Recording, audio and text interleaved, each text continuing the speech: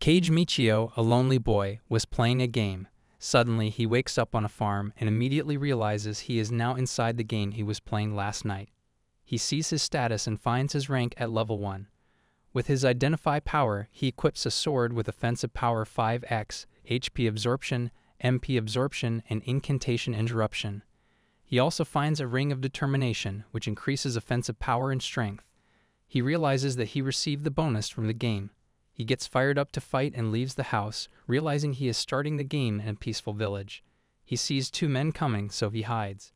He sees a group of men approaching to attack the village. With his identification power, Michio sees that the leader level is 41 with some fancy equipment.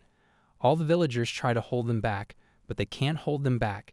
Miko rushes toward the attackers and kills one of the men. Another attacker strikes him, but he blocks it and kills him. He practiced kendo, so he defeated them easily. All the attackers try to flee, but Michio kills them all. He sees his status and finds his rank is level 2 now. The village chief appears and thanks Michio for saving the village from bandits. The chief prepares a room for Michio to stay in. He also offers all the artifacts they have gained from the attackers, but Michio finds them fake with the help of his identification power. Later, he tries to log out of the game, but he realizes this is not a VR game and cannot be returned to reality.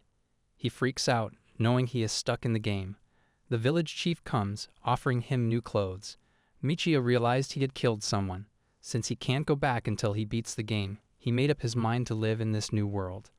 Later, the village chief informs him that one of their guys replaced the artifacts with a fake one.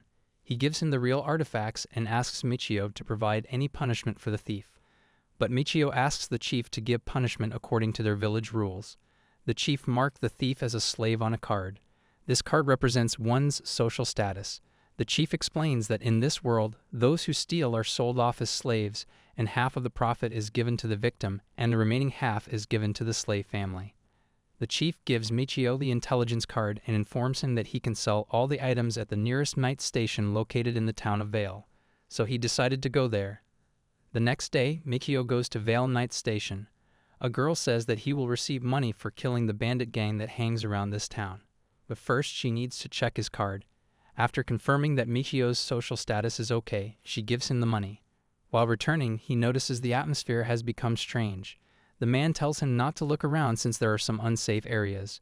There are brothels as well. Hearing the word brothel makes Michio excited. He starts to imagine a place for making love to sexy ladies, for squishing and squeezing, dazzling and satiating. The man takes him to the slave trader's mansion. There he meets with Alex and sells the servant for 30,000 nars. He gave the village part and took the rest. Now he is worried about whether he will be able to make it all on his own since he doesn't know anything about this world. Later, Alex wants to talk with him. Alex asks if he is an adventurer, to which he answers something like that. Alex then suggests that he buy some slaves, which makes Michio shocked. He asks if adventurers buy slaves. Alex replies that many adventurers buy slaves. Alex states his trading company deals with sex slaves, which raises Michio's excitement. He starts to blush, fantasizing. A slave comes and serves tea. Michio sees how her flashy masses jiggled. He can't take his eyes off those mommy milkers. Michio says to himself that she is the most beautiful woman he has ever met, and she has the biggest mommy milkers. Alex says she is currently his most highly recommended slave, and she is a wolfkin and a beast warrior. On top of that, she is intelligent and has good character. Alex says there is another advantage to her being wolfkin. It is that humans and non-humans cannot reproduce, which means, you know right? Besides, she is totally innocent and a virgin. If he doesn't buy her, eventually she will become someone else, and he can't allow that. Therefore, he set his mind on buying her, but it would cost 600,000 nars. But Alex gives him a discount of 422,800 nars. The next day, Michio is thinking about how he will get more money. He remembers Alex telling him to explore the labyrinth, which is located in the woods to the west. He can defeat demons there and sell the item he acquires. Alex notes that labyrinths are a guaranteed income source, but it is a very time-consuming income source, so Michio thinks to kill more bandits, but it will create more problems since killing more bandits will make him the target of bandits. He still has 5 days left, so he decides to explore the labyrinth. On the way, he goes to a weapon shop and buys a secondary sword. He also buys some protective equipment. In the forest, he sees a group of adventurers using teleportation magic. He follows them and finds the entrance of the labyrinth. He finally enters the first floor of the labyrinth. He discovers that he can use Dungeon Walk, a teleport magic that can only be used inside labyrinths. Michio finally encounters his first enemy, which is a level 1 wood monster. The monster attacks, but Michio dodges and slices the monster into 2 pieces. The wood monster droops a branch as an item. He sees another wood monster and uses his special ability, Overwhelming, which slows down the monster's movements, and he defeats it. After that, he realizes that using MP to perform spells makes him distressed and pessimistic. Now this is a problem for him. Later, he sold 21 branches he collected and got 273 nars. In the rest house, he starts to calculate how many nars he will get from killing wood monsters, and it is 1,000 nars in 10 hours, but it is nowhere near close enough to buy Roxanne. So he decides to go to the labyrinth in the middle of the night. He is dedicated to buying Roxanne. He uses teleportation to go to the labyrinth, but it decreases his MP. He kills lots of wood monsters, but now he is exhausted. At this rate, he can't fight any longer. However, it would take 700 hours to earn 70,000 nars. While he is resting, he discovers a secret room. He thinks there is a treasure, so he enters the room and finds a broken sword. The door closes, and it is revealed that it is not a secret treasure room, but a monster den. Michio comes to a dead end, and all the monsters surround him. One of the monsters attacks, and he falls to the ground. He tries to use teleportation to escape, but it goes in vain. So now he has no other choice but to fight. He can gain his health by using Durandal's HP absorption, but he keeps losing MP because of using spells. However, he is forced to battle and must do so even if it means his death. He makes every effort to kill them all. Finally, he gains a lot of branches and gets out of that room. As he comes near the entrance of the town, he notices crowds and learns that one of the bandits who used to hang out there was killed. One of the men states that the bandits have left the town and are now attacking nearby villages. Another man says they are looking for revenge, which shocks Michio since he knows he is the target. He recalls all of a sudden how much the trade center pays for killing bandits. Anyway, it is unlikely he will make enough money from that labyrinth. Since he wants Roxanne so badly, he finally decides to hunt bandits. Even if there is a risk, he is willing to jump on the risk just to get Roxanne. The next day, he walks through the town as he looks for bandits with his identification power. He overhears a guy claiming that the slum is where the bandit is sheltering. Michio goes to an alley and teleports to the slum. According to Michio, the slum smells like sewage and is home to wretches and outcasts. With his identify power, he finds 0 bandits, and it is possible that the bandits are hiding and they might come out at night. The stench is killing Michio, so he leaves, planning to come back at night. The night comes, and after resting, he heads out to the town. The hotel keeper gives him a lantern. However, he fails to find any bandits. After searching for some time, he finds the red light district. He claims that this place is so different from broad daylight. Lights and all the hot women make this place dazzle. As he walks, he gets distracted. He feels like all the women are calling him for some fun time. They are using their bodies and making sexual gestures to attract men. And Michio is not out of their trap. He easily gets distracted. However, he thinks about his love, Roxanne. He believes Roxanne is the most beautiful girl among all the other women here. He gets back to searching and finally finds a bandit. Michio follows him and ends up in the slum. There he sees the bandit group standing in front of a house. He goes closer and overhears one of the men saying something about Hugo. Michio recognizes him as he kills Hugo in that village. The man might be the bandits' leader, but Michio needs to research it a bit. That's why he returns. Now 2 days left to buy Roxanne.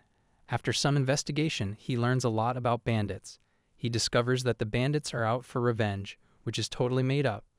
In reality, there was a succession dispute and a power struggle among the bandits. The men who were murdered the other day were bandits who had won in a succession dispute, but they're being targeted by the other groups. While he is lying on his bed, he thinks that if he ends up talking to the bandits, then it will be easier to work something out. He then starts to fantasize about Roxanne. Anyway, he is now ready for the fight. Now 1 day is left to buy Roxanne.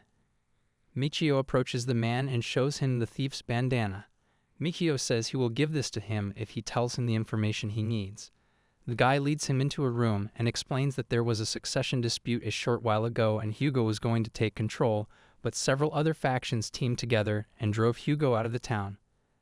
That is why Hugo started to attack villages but got killed. Suddenly, the guy jumps toward him and takes his sword. The guy tells him to hand over the thief's bandana. Michio instead drops it into a candle, and as he rushes to take it, Michio kills him and takes his hand. He finds 4 bandits, and among them are 2 women. He goes near the first one, quietly kills the guy, and takes his hand. While he kills the woman beside the guy, she makes sounds.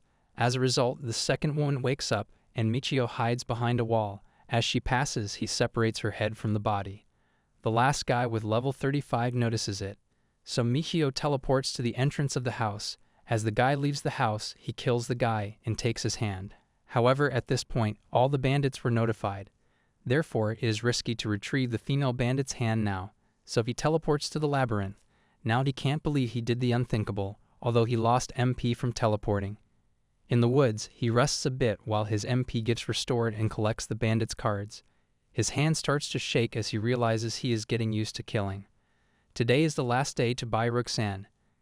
Michio doesn't want to cause more problems. Therefore, he decides not to be recognized by more people. He sees the knight he met for the first time at the trade center. Michio approaches him and states he got into a fight last night with some bandits and shows him their intelligence card. The man observes Michio's card, and after finding everything okay, he says to wait and takes those bandits' cards with him to the trade center. It's good that the knight didn't suspect Michio. The knight comes back with his prize money, and he receives 33 gold and 228 silver coins, which means he can now buy Roxanne. He visits Alex and purchases Roxanne. He is instructed to wait while Alex gifts Roxanne. Coming in with her head bowed, Roxanne declares she is delighted because Michio is now her master. Michio tells her to raise her head. Now Alex creates a contract between Roxanne and Michio, which is placed in their intelligence card. The contract demonstrates Michio's ownership of Roxanne. Now that the contract is done, Michio finally gets Roxanne, his love, as well as his first slave. Now Michio switches to a 2-person room. In the room, Roxanne starts to look here and there. He thinks she might be nervous. However, Michio asks if he can touch her ear. She agrees, and he proceeds to touch it. He likes the feeling. Anyway, he doesn't want to rush things out. He mentions how far away his home is, and therefore he is not familiar with what's considered normal here. So he requests that Roxanne teach him about this world. She agrees, and as she is his master now, she will also go to the labyrinth with Michio. While she is organizing her belongings, Michio notices she doesn't have any shoes, and the whole time she was walking barefoot even outside. So he gives his shoes to her, but they're too big. But that won't be a problem since, in this world, equipment is made to fit the wearer. She says she will treasure her first gift from him. Suddenly, Michio hugs her and she doesn't seem to resist. Later, they go outside for her equipment. Michio says she can use his sword and spear. She asks if he has a shield. Unfortunately, he didn't. So they go to buy shields as well as some protective gear. Now that they have bought everything they need, Michio goes to a cloak store. Roxanne tells him to choose a cloak for her, and he chooses the subdued colored one. After that, he asks if she needs anything. She says nothing else, but she says she needs some undergarments after Michio states that today is a special day to remember.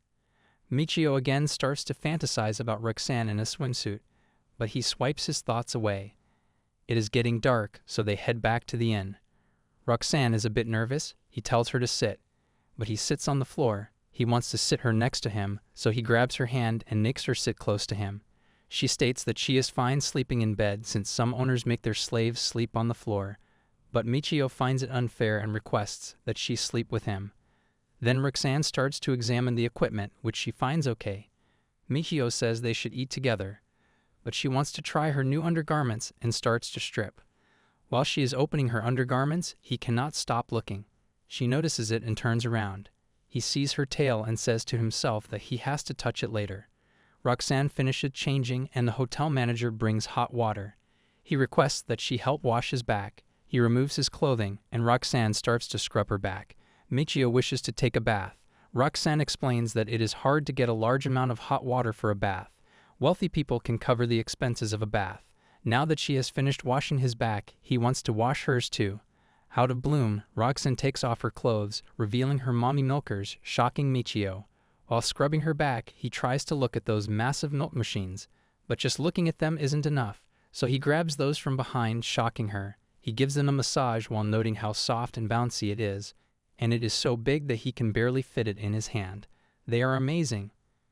Michio then proceeds to wash her tail. While he is doing it, he asks if she can move her tail. She replies that it is difficult just to move her tail. She demonstrates moving her tail by shaking her hips in front of Michio, explaining that the tail moves on its own when she is happy. Then he washed her head. She also offers to wash his hair. While she is washing his head, he sees those massive milk machines right above him as they jiggle, noting to himself that it is paradise. But he tries to hold himself back. He again sees them jiggle while she is wiping his hair. Now he can't be satisfied by only watching, so he asks to remove her undergarments and she does so. She sits next to him and he kisses her. Roxanne lays on the bed and Michio wants her to kiss him every night and every morning when he wakes up. Then they give each other an aggressive kiss, making their tongues meet. After that, he asks her if he can touch those mountains and she says yes. He grabs those melons, but this time they are much softer than before. He gives them a massage while exercising his hand. This causes the milk fountain to get hard, so he licks the pink milk fountains located at the top of the mountain. It causes her to make lewd sounds. Michio notes in his mind that this fruit is juicier than he imagined. After sucking those sweet fruits, he asks if he can explore her dungeon. She consents, and the exploration begins. He finishes his exploration by letting out protein from his hardwood. However, he doesn't have to think about child expenses since Roxanne is a demi-human, and according to biology, humans and demi-humans cannot make lives. It is already morning, and Roxanne is sleeping since she is exhausted from the fun she had last night. However, she wakes up, turns around, holds his cheek, and gives him a sweet morning kiss. She gets on top of him while doing it. Roxanne gets up and says good morning to him, but there is a problem. Something else wakes up, and it is rock hard. This is the end of this part. In the next part, Michio will take Roxanne to the labyrinth. Give this video a thumbs up and comments. Stay tuned for the next part and watch our other videos.